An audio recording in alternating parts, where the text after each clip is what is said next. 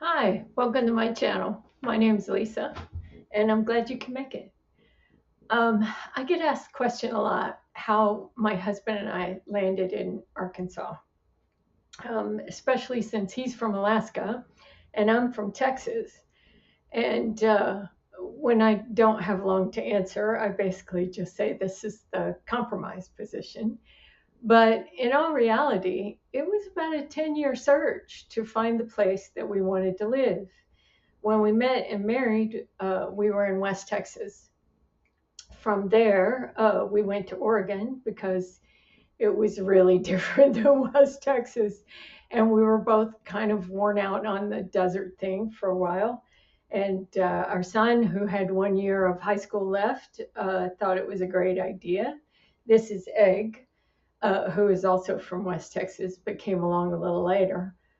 Um, so we moved from West Texas to Oregon, and we moved back to West Texas.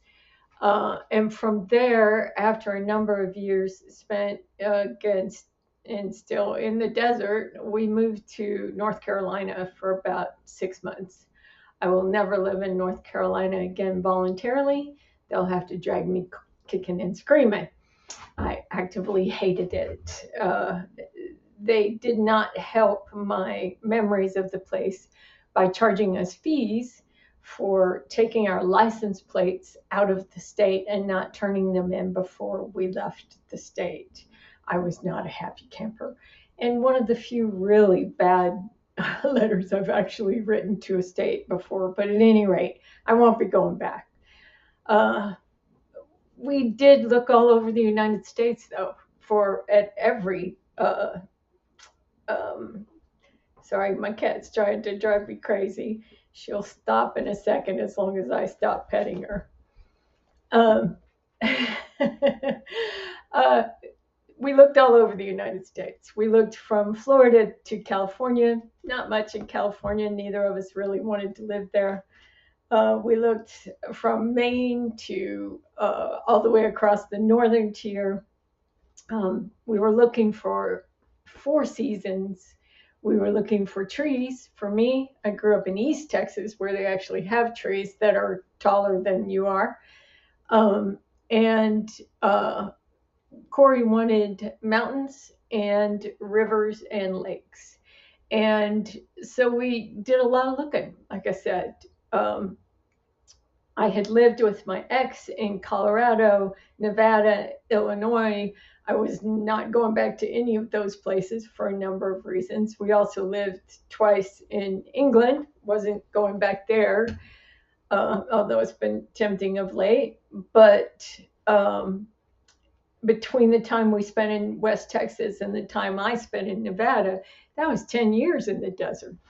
That was enough. And if you take out deserts, you end up leaving out West Texas, Arizona, New Mexico, Nevada, part of Oregon. Um, Four Seasons also took out the northern border states. And that included, of course, Michigan, Wisconsin, both of the Dakotas, Montana, and all the way across to Maine. And again, we did look, and we even looked at houses in each of them online, or when we could, we traveled like to Georgia and various other places in the South as well. Um, we decided against the coast. We did a lot of looking around the Gulf Coast, and my husband wanted to fish and hunt and get a canoe again. We did have a canoe when we lived in Oregon, and he gave me my native name of She Who Splashes Loudly. It was not my favorite thing. Uh, my last and only fishing trip was with my brother, where I caught a perch about the size of the palm of my hand, and I won, and I was done with that. My only hunting has been in the thrift store. I did hit a chihuahua in the butt with a BB once, but in my defense, the neighbor said it was okay.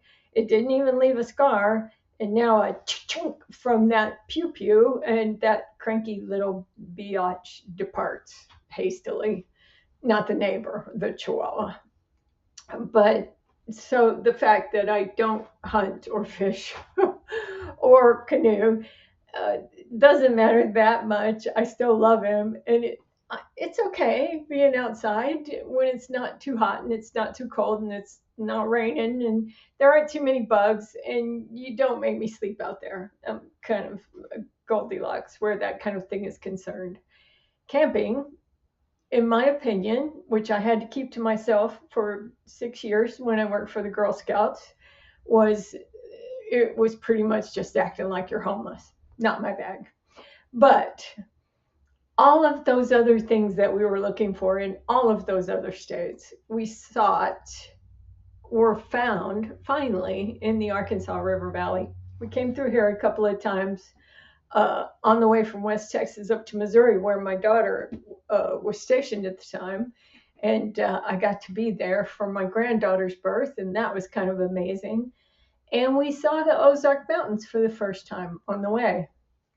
We found, after we had been here for just a few months, a stone house, to a fixer upper for sure. And but we were able to find that fixer upper with 11 acres for $75,000, and it's a 3-bedroom, bath and a half house.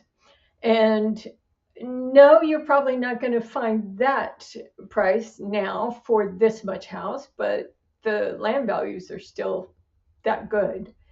The other part for me is disasters, natural disasters. I make enough disasters of my own.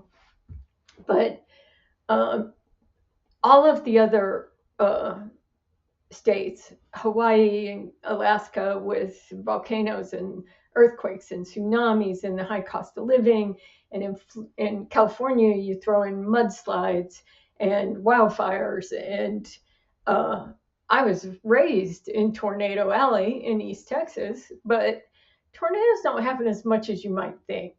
That said, there has been more than one tornado within 10 miles of where we live now. And a major flood a few years after we got here did a whole lot of damage. But to other folks, we found a house on a hillside, quite a distance away from the Arkansas River, because I have no intention of living by a river.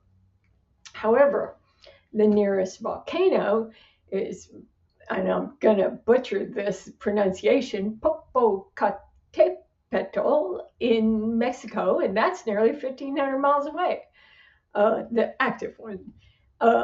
Nearest fault to us is the New Madrid Fault, about 400 miles away over in the eastern corner of Arkansas and southeastern corner of Missouri. And no, I don't know why they pronounce Madrid that way.